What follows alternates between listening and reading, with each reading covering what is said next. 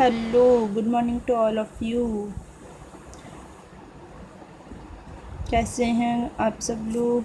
I hope आप अच्छे होंगे सब लोग। कोरोना पीरियड्स चल रहा है, आशा करते हैं कि जल्दी ये निकल जाए। थर्मोडाइनमिक्स अपन चल रही थी अपनी। थर्मोडाइनमिक्स में अपना जो टॉपिक्स था वो जो अपन लास्ट टॉपिक पढ़ रहे थे वो था first law of the thermodynamics. First law के अंदर अपन ने पढ़ा था कि E इज़ इक्वल्स टू होता है Q प्लस डब्ल्यू। ये अपन ने पढ़ा था। देखिए ये अपन ने चीज़ पढ़ी थी और इसी से अब दो सब पॉइंट्स हैं कि अगर अपना जो सिस्टम होगा वो अगर आइसोलेटेड सिस्टम होगा यानी कि विलगित तंत्र होगा तब क्या चेंजेस आता है, और अगर अपना जो सिस्टम है वो साइक्लिक प्रोसेस के अंदर होता है तो एनर्जी के अंदर क्या चेंजेस आता है। तो ये दोनों चीज़ें अपन को पढ़नी है। अब अपन डिस्कस करते हैं विलगित विलगित तंत्र के में ऊर्जा परिवर्तन। अब देखो आइसोलेटेड सिस्टम है। सबसे पहले तो आप लोगों को पता होना चाहिए कि आइसोलेटेड सिस्टम अपन किसको बोलते हैं, कि जिसमें ना तो एनर्जी बाहर निकलती है ना ही एनर्जी सराउंडिंग से ली जाती है। क्या बोलते हैं, ना तो एनर्जी को रिलीज़ होती है ना ही एनर्जी को ऑब्जर्व किया जाता है, उसे बोलते हैं अपन आइसोलेटेड सिस्टम। देखिए इसके अंदर, अब देखो इसमें विलगित तंत्र अपने परिपाश्चर्विक से ऊर्जा का विनिमय नहीं करता है। विलगित तंत्र अपने परिपाश्चर्विक से ऊर्जा का विनिमय नहीं करता है। अपन को पता है आइसोलेटेड सिस्टम है, इसलिए सराउंडिंग से एनर्जी एक्सचेंज नहीं करेगा। अतः रूपांतरण रुद्धोष्म परिस्थितियों में होगा, अर्थात अवशोषित ऊष्मा Q का मान 0 होगा। अब देखो जब वो बाहर से ऊष्मा लेगा ही नहीं तो इसमें Q का मान हो जाएगा 0। अब अगर अपन देखते हैं इसमें first law of the thermodynamics लगाते हैं तो अपन ने पढ़ा था first law of the thermodynamics होता है delta E is equals to Q plus W. तो यहाँ पे Q इज इक्वल्स टू अपना हो जाएगा 0, तो डेल्टा E जो होगा वो होगा W। तो देखो डेल्टा E बराबर हो जाएगा W। अगर इस W को अपन इधर लेके आ जाते हैं तो delta E minus W is equals to 0। तो यह होता है, इस समीकरण से यह स्पष्ट होता है कि तंत्र द्वारा कार्य करने पर तंत्र की आंतरिक ऊर्जा में व्यय होता है। देखो आइसोलेटेड सिस्टम है तो जो इसकी इंटरनल एनर्जी होती है वो ख़त्म होती है। नेक्स्ट जो अपना प्रोसेस है वो है अपना energy change in a cyclic process. Cyclic process चक्रीय प्रक्रम में ऊर्जा परिवर्तन। देखिए यदि कोई प्रक्रम परिवर्तन की विभिन्न परिस्थितियों से गुजरते हुए मूल अवस्था में वापस आ जाता है तो इससे पूरे वर्क का ऊर्जा परिवर्तन 0 होता है। देखिए साइक्लिक प्रोसेस में क्या होता है कि कोई सिस्टम है वो W1 से W2 में गया, W2 से W3 में गया, W3 से W4 में गया और वो वापस अगर W1 के अंदर आ जाता है तो उसके अंदर पूरे जो उसमें होता है तो उसके अंदर एनर्जी चेंजेस तो 0 होता है, 0 के इक्वल में होता है, क्योंकि वो अपनी इनिशियल स्टेट और फाइनल स्टेट तो उसकी सेम है। इनिशियल स्टेट अगर उसने W1 से वर्क करना स्टार्ट करता है और वो वापस घूम के W1 पे ही आता है तो उसकी इनिशियल स्टेट और फाइनल स्टेट 0 है। तो इसका मतलब जिसके अंदर एनर्जी का जो चेंजेस होता है वो होता है 0। तो अब अगर अपन को पता है डेल्टा E बराबर होता है Q प्लस डब्ल्यू। अब देखो अगर अपने पास में एनर्जी चेंजेस यानी delta E is equals to अपने पास में 0 रहेगा तो इस ऊष्मागतिकी के प्रथम नियम के अनुसार डेल्टा E बराबर Q प्लस डब्ल्यू।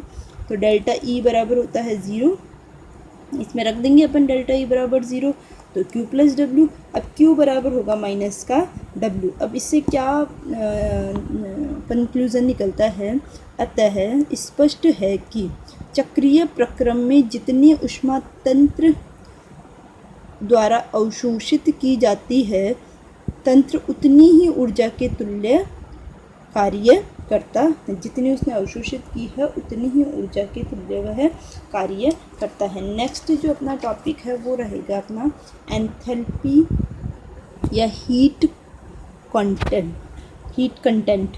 देखो एंथैल्पी या पूर्ण ऊष्मा। एंथैल्पी अपन किसको बोलते हैं कि देखो एंथैल्पी होती है कि जब अपना जो कोई वर्क है वो कांस्टेंट प्रेशर के ऊपर हो रहा है। यदि कोई प्रक्रम स्थिर दाब के ऊपर संपन्न हो रहा है, यानी कि सिस्टम पे अगर वो अपन कोई वर्क कर रहे हैं और वो कांस्टेंट प्रेशर के ऊपर हो रहा है तो उसको अपन बोलते हैं एंथैल्पी। देखिए एंथैल्पी पढ़ते हैं अपन एंथैल्पी के बारे में। किसी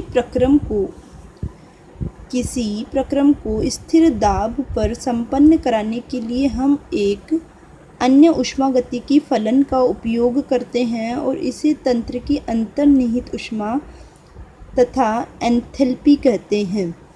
इसको क्या बोलते हैं, देखो, किसी प्रक्रम को स्थिर दाब पर संपन्न कराने के लिए हम एक अन्य ऊष्मागतिकी फलन का उपयोग करते हैं, इसे तंत्र की अंतर्निहित ऊष्मा और एंथैल्पी कहते हैं।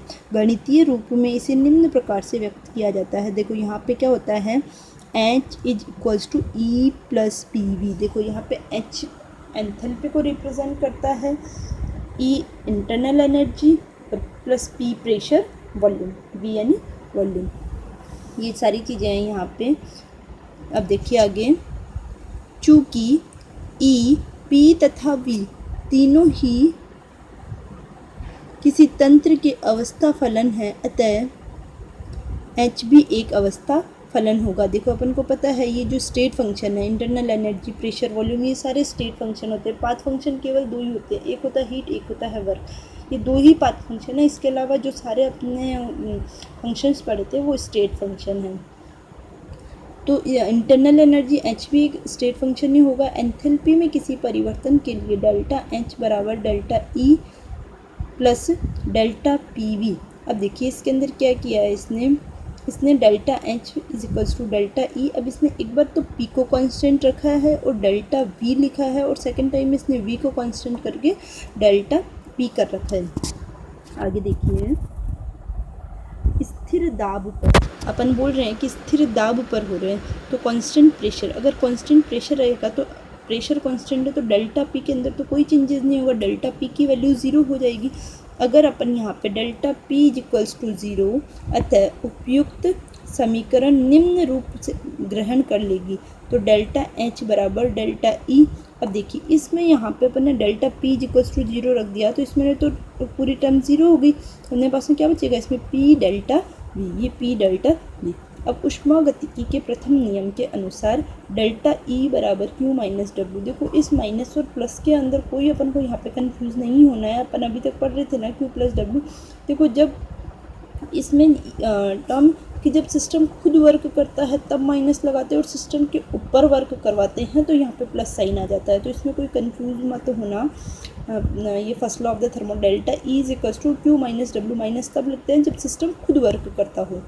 नेक्स्ट देखिए, चूँकि परिवर्तन स्थिर दाब पर संपन्न किया जा सकता है, कांस्टेंट टेम्परेचर के ऊपर हो रहा है, अतः इससे किया गया कार्य W बराबर P डेल्टा V, W बराबर P डेल्टा V और Q की जगह रखेंगे QP। कांस्टेंट प्रेशर है इसलिए इसको QP रख देंगे। अब इन दोनों की W और Q की वैल्यू अपन इस इक्वेशन के अंदर रखते हैं, तो देखो delta E is equals to QP minus P delta V। QP यहाँ पे Q की जगह यहाँ से QP लिख दिया है और W की जगह P डेल्टा V है, तो ये P delta V, W is equals to P delta V लिख दिया है। ठीक है, आगे देखो डेल्टा E का यह मान समीकरण 2 में रखने का, कौन सी है अपनी समीकरण 2, ये वाली है, इक्वेशन नंबर 2।